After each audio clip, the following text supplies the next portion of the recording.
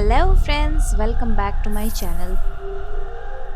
तो कैसे हैं आप सब? आई होप आप सभी लोग बहुत ही अच्छे होंगे। तो आज हम कवर करने जा रहे हैं जापान के द ट्विटर किलर केस के बारे में, जो 2017 में घटित हुई थी। तो आप अपनी अपनी कुर्सी की पेटियां बांध लीजिए, क्योंकि यहाँ का मौसम थोड़ा खराब होने वाला है। तो बिना देर किए चलिए शुरू करते हैं। 31 अक्टूबर 2017 की सुबह जापान के शहर टोक्यो में लोग अपनी रोज की लाइफ में बिजी थे। हालांकि टोक्यो के जस्ट बगल में जामा नाम की एक जगह में सीन्स कुछ अलग थे।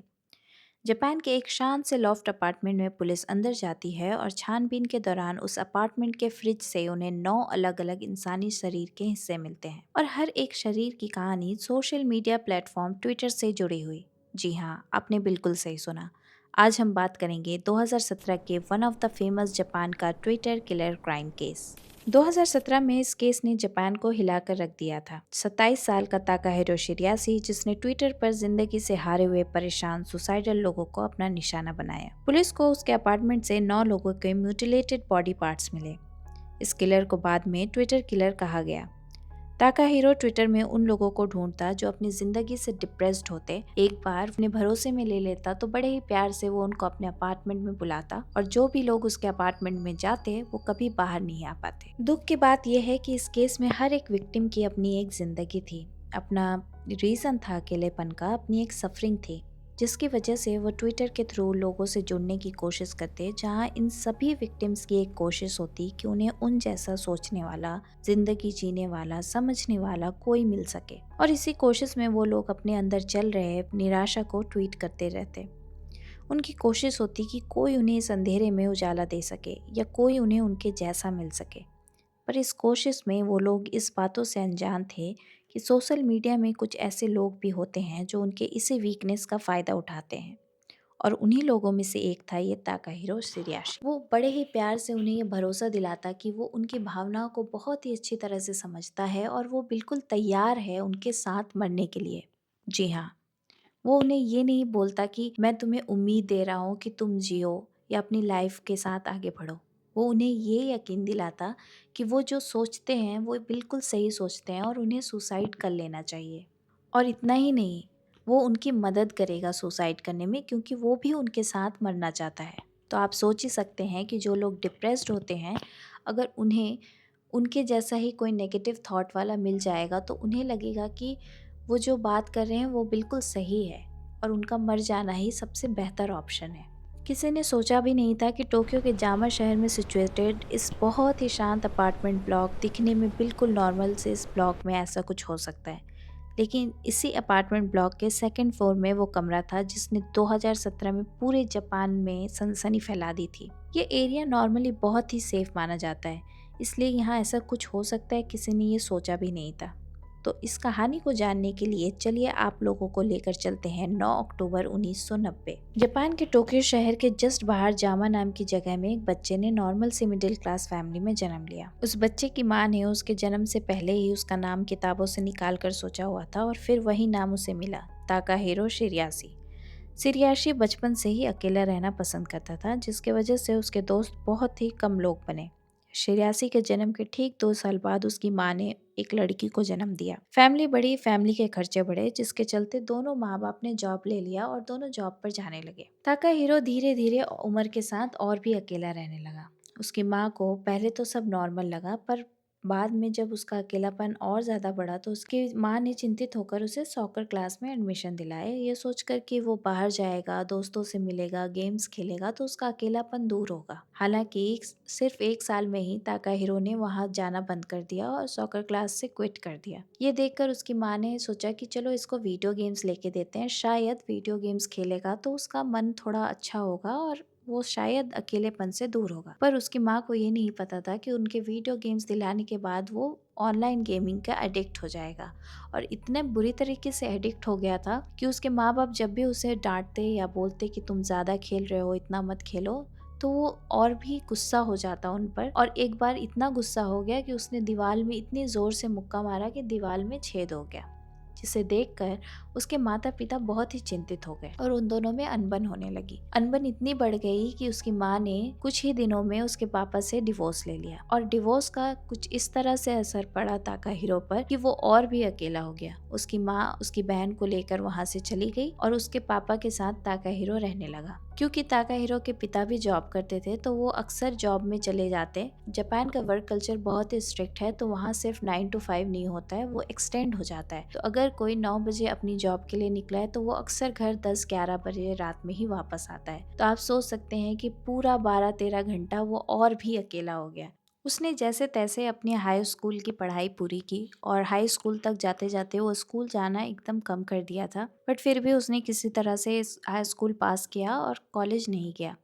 हालांकि वो अपने घर से मूव आउट करके एक छोटे से लॉफ्ट अपार्टमेंट में रहने चला गया, पर अकेले रहने से जिम्मेदारियां बढ़ती हैं और उसे उसके लिए कोई जॉब चाहिए था। तो वो बगल के ही एक कैफे में काम करने लगता है, बट उसे वहाँ का काम पसंद नहीं आता, तो वो तुरंत उस काम को 1 महीने के अंदर छोड़ देता है और फिर as a sex worker scout काम करने लगता है, जिसके चलते आसपास के लोग उससे दूरी बना लेते हैं। क्योंकि जापानीज का एक रूल है कि वो कोई भी अनसिविलाइज्ड काम ओपनली नहीं करते और अक्सर अगर कोई उन्हें अनसिविलाइज दिख जाता है तो वो उन्हें इग्नोर मारते हैं। तो वो as a sex worker scout उस नेबरहुड में फेमस हो गया था, जिसके चलते लोग उसे इग्नोर करते और उस पर उतना ध्यान नहीं देते। Takahiro as a sex worker scout काम करने के साथ साथ ट्विटर पर भी बहुत सक्रिय रहता था और बहुत ट्विटर यूज करता था।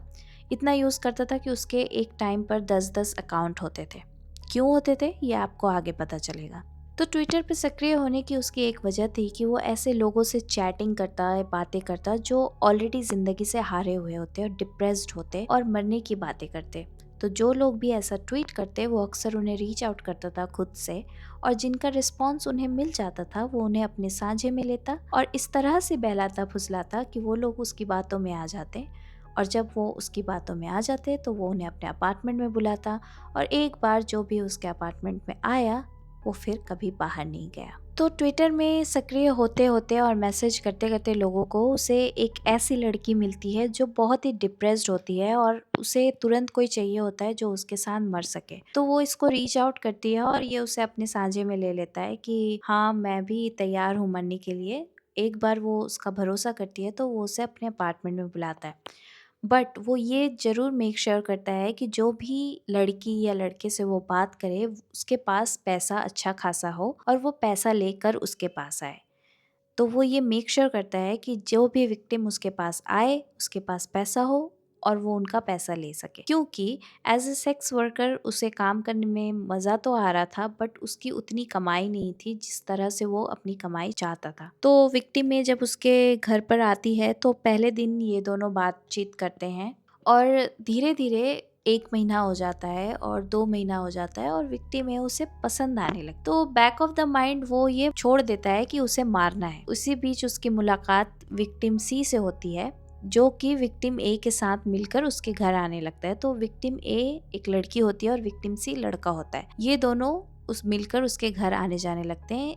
इसी बीच विक्टिम ए और सी की नज़दीकियां बढ़ती हैं और वो दोनों ये डिसाइड करते हैं कि वो अब सुसाइड नहीं करना चाहते हैं बल्कि मिलके जीना चाहते हैं, और दोनों फ्रेंड्स बन जाते हैं, जिसे देखकर उसे ये सब बातें अच्छी नहीं लगती और वो ये कोशिश करता है कि दोनों को अलग अलग कर सके। एक दिन ऐसा होता है कि विक्टिम ए उसके पास अकेले आ जाती है, उतना कुछ सोचती वोचती नहीं है और आ जाती है इसके पास अकेले विदाउट विक्टिम सी, और इसी का फ़ायदा उठाकर वो जैसे ही मुड़ती है जाने के लिए वो पीछे से वार करता है और उसे मार देता है। मारने के बाद वो उसके साथ करता है और फिर उसकी बॉडीज़ को छोटे छोटे टुकड़ों में कट करके अपने फ्रिज में स्टोर कर देता है।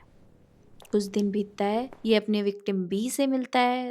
विक्टिम बी को वो मारकर उसके साथ भी वही सेम हाल करता है, और इसी बीच विक्टिम सी विक्टिम ए को खोजता हुआ उसके पास आता है और पूछता है विक्टिम ए के बारे में, और जब उसकी पूछताछ ज़्यादा बढ़ जाती है तो वो विक्टिम सी को भी मार देता है। इसी तरह वो 8 लोगों को मार देता है, जिसमें से उसकी सेकंड लास्ट विक्टिम एक औरत रहती है जो अपने हस्बैंड से परेशान रहती है पोस्टपार्टम डिप्रेशन की वजह से, और वो अपनी लाइफ को एंड करना चाहती है। तो उसकी अपने हस्बैंड से बातें होती है और कुछ ऐसी बातें होती हैं जिसे सुनकर और बातें कर कर वो भी बोलती है कि मुझे सुसाइड नहीं करना है और मुझे वापस अपने हस्बैंड के पास जाना है और अच्छे से ज़िंदगी बितानी है। हालांकि सेम जिस तरह से विक्टिम में मुड़ती है जाने के लिए और उसे पीछे से सर पर मारकर उसे मार देता है, उसी तरह इसको भी जैसे ही ये मुड़ती है उसको मार देता है और सेम वही चीज कर ऐसा करके वो 8 लोगों को उसे मार देता है। तो इसका एक सेम पैटर्न था, ट्विटर में बातें करना, उन्हें अपने सांझे में लेना, अपने अपार्टमेंट में बुलाना, मौका देखकर पीछे से वार करना और फिर उनका बॉडी को म्यूटिलेट करके फ्रिज में स्टोर करना। 8 विक्टिम तक उसके साथ कुछ भी एबनॉर्मल नहीं होता है, वो बहुत ही आसानी से अपना काम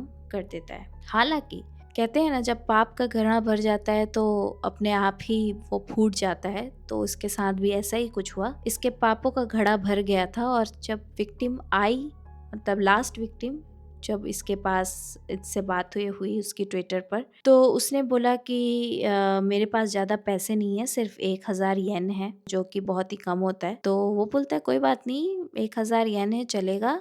और उसने बोला कि उस लड़की ने बोला कि मैंने तो जामा देखा नहीं है, तो मैं कैसे आऊँ।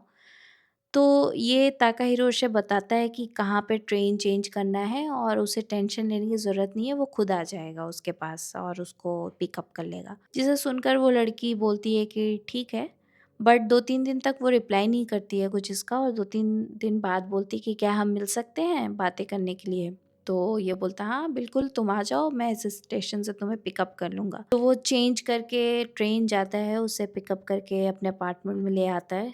दोनों बातें करते हैं 2-3 घंटों तक, कुछ खाते पीते हैं और सेम पैटर्न, जैसे ही वो जाने वाली होती है उसे पीछे से मारकर, उसको भी मारकर सेम वही चीज़ करता है उसके साथ और उसकी बॉडी को म्यूटिलेट करके फ्रिज में स्टोर कर देता है। पर विक्टिम, जो लास्ट वाली विक्टिम थी, उसका भाई उसको लेकर बहुत चिंतित रहता था। तो वो उसके अकाउंट में लॉग्ड इन करता है और पता करता है कि वो किससे बातें करती है, और वो सारे डिटेल्स लेकर वो पुलिस को जाके देता है। मीनवाइल वहाँ के नेबरहुड वाले फाउल स्मेल की वजह से पुलिस में रिपोर्ट करते हैं कि इसके अपार्टमेंट से बहुत ही गंदी बदबू आ रही है, तो देयर इज समथिंग रॉन्ग, आप चेक करो कि क्यों ऐसा हो रहा है। तो 2 जगह से कंप्लेन मिलती है और पुलिस आती है एंड सेम जो शुरुआत में आपने सुना, अंदर घुसती है, वो वहीं पर होता है।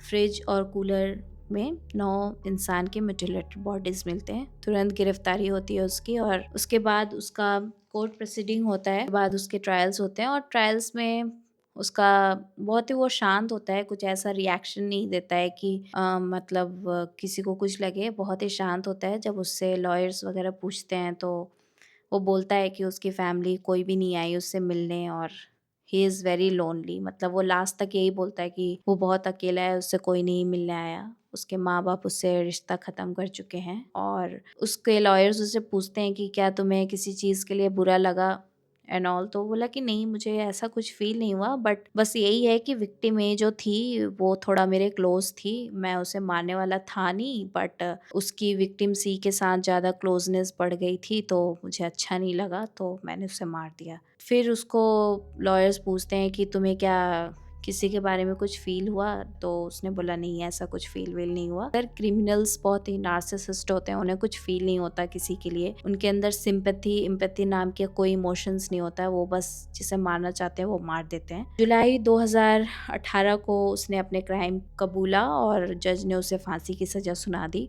पर इस केस का आफ्टरमैथ ये हुआ कि जापान के सोशल मीडिया लॉज स्ट्रिक्ट हो गए और ट्विटर ने भी अपने सुसाइड पॉलिसीज स्ट्रिक्ट कर दिए। तो मैं आपको जाते जाते यही बोलना चाहूँगी कि सोशल मीडिया पर हर किसी पर आसानी से भरोसा मत करिए, क्योंकि आपको नहीं पता उनके मुस्कुराते चेहरे के पीछे का अंधेरा क्या है। किसी भी अनजाने व्यक्ति से तब तक बात ना करें जब तक ज़रूरी ना हो, और अगर कर भी रहे हैं तो बहुत ही सावधानी से बात करिए। और अगर आप डिप्रेस्ड हैं या आपके मन में उलझुल ख्याल आ रहे हैं तो आप अपने बड़ों की मदद लीजिए, थेरेपिस्ट को रीच आउट करिए। किसी अनजाने पर भरोसा करने से अच्छा है कि आप किसी अपनों पर भरोसा करें। आजकल चीज़ें बदलने लगी है और मेंटल हेल्थ लोगों की प्रायोरिटी बन गई है। तो अगर आप कभी डिप्रेस्ड फील करें या आपका अपना कोई है जो डिप्रेस्ड फील कर रहा हो तो उनकी मदद करें, उनको सुनिए। अक्सर ऐसा होता है कि बातें करने से बहुत सारी चीज़ें सॉल्व हो जाती है। मिलती हूँ आपसे अगले थर्सडे 9 बजे, तब तक के लिए अपना ख्याल रखिएगा और जाते जाते सब्सक्राइब करना मत भूलिएगा। Take care and good bye.